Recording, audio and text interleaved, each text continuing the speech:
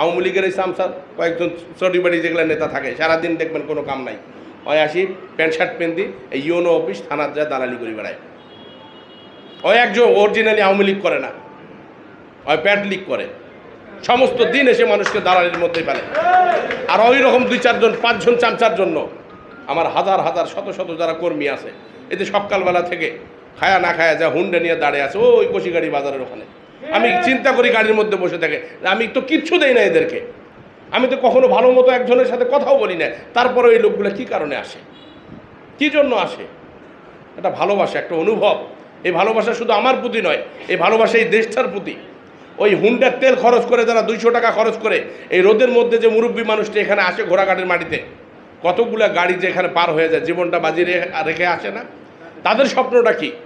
যে আওয়ামী লীগ যদি ক্ষমতায় আসে, আমার দল যদি ক্ষমতায় আসে, আমরা একটু সম্মানিত হব। এছাড়া তাদের